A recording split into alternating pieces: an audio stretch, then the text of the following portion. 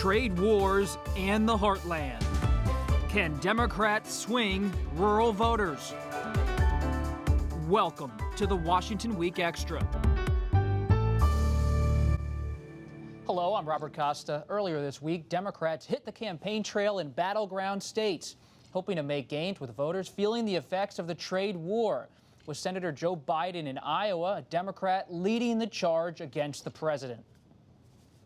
You know, folks, it's crushing American farmers in my state, and yours in particular, throughout the Midwest. No one knows it better than the farmers in Iowa and those who rely on them. He's always tough when someone else is feeling the pain, and he's not. But we're going to make him feel the pain before this is over. Voters in Iowa and Wisconsin helped deliver victory to President Trump in 2016. But with the drop in soybean prices amid the trade war with China and U.S. exports of corn-based ethanol falling, some farmers are losing patience. In Wisconsin, Democratic Governor Tony Evers called on the administration to end the unnecessary trade war. The president, however, continues to defend his position. So I am doing this whether it's good or bad for your statement about, oh, will we fall into a recession for 2 months, okay? The fact is somebody had to take China on. My life would be a lot easier if I didn't take China on, but I like doing it because I have to do it, and we're getting great results.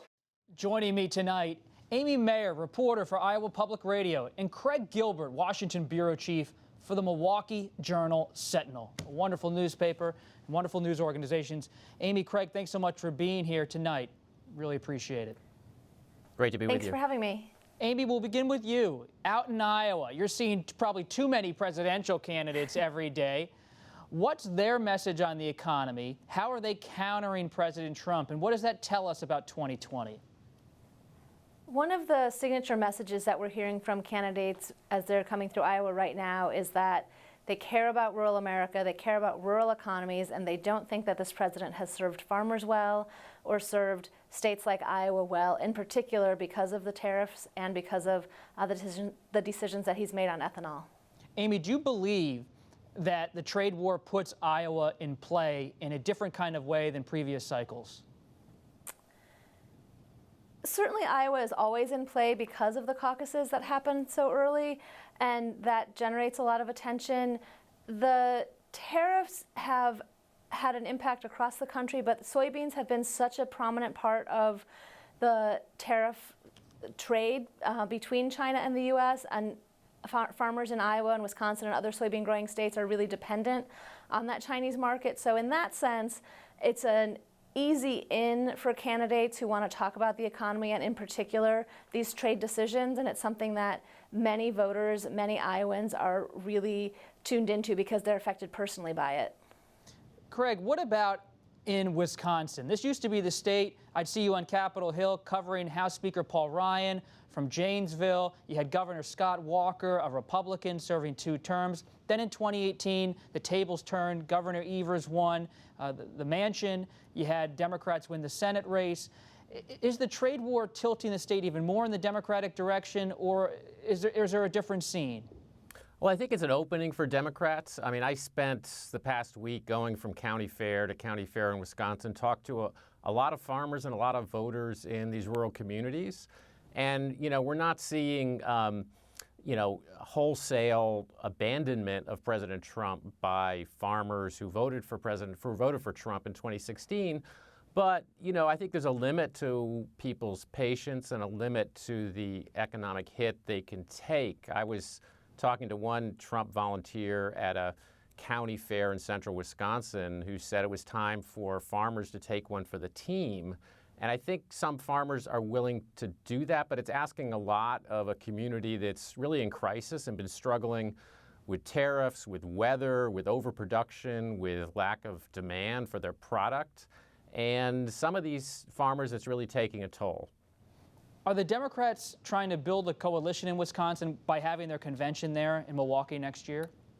Yeah, I mean, they really don't want to make the mistake, and I don't think they're going to make the mistake that Hillary Clinton made, which was taking the state for granted. You know, I remember 2000 and 2004 when Al Gore and John Kerry narrowly carried Wisconsin, and they worked northern and western Wisconsin. They worked those small towns. They went to farms.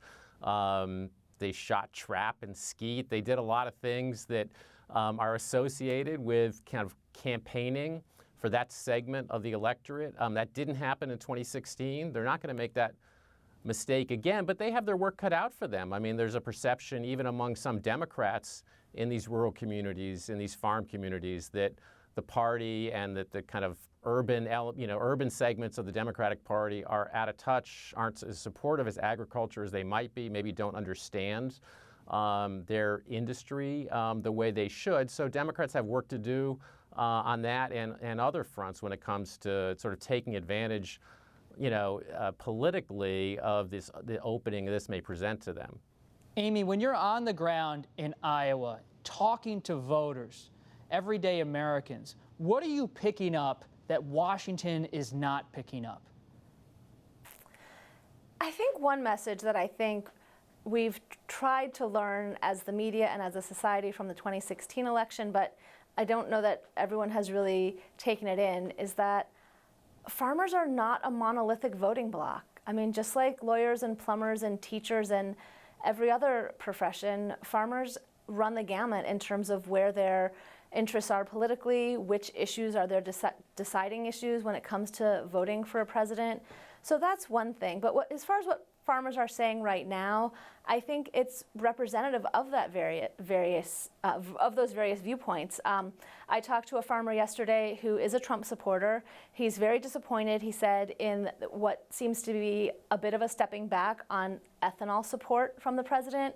But at the same time, this voter said to me he would vote for Trump again tomorrow, and he thinks any farmer would. On the flip side, there's another farmer that I talked to, one county over, who has not said publicly how he voted. He said among farmers he's talked to who did vote for Trump, there's a lot of frustration. There's some desire for Trump to maybe keep quiet on some issues.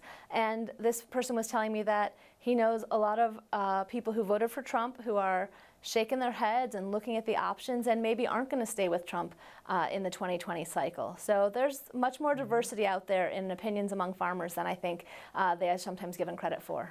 What about you, Craig? The same question. When you were roaming around the state talking to voters, what were you picking up that surprised you or maybe Washington isn't paying attention to? Well, I would certainly echo the point that was just made. I mean, rural voters in Wisconsin are not monolithic. I mean, I think President Trump's approval rating with that segment of the electorate is a little bit over 50%, but he also kind of needs to win these voters overwhelmingly to get reelected. His path to winning Wisconsin goes through farm country. So he's going to have to win the votes of a considerable number of people that have real qualms about him. And, his style, his rhetoric, his behavior is such a double-edged sword for him. I mean, you talk to voter after voter, particularly in some of these small towns, who are attracted to, the fight, the willfulness, the stubbornness, but also they're turned off by, picking fights all the time, and they're turned off by the insults and the volatility. So when things are going well, I think, that he comes across to these voters as a fighter, but when... What's the tipping point, though, Craig, if these trade wars continue to escalate? Yeah, we're going to find out what the tipping point is. The other point is it doesn't take much. I mean, his margin for error in Wisconsin is so small, and he's reliant on winning big majorities among rural voters that anything that cuts into those margins, puts him in peril in this state.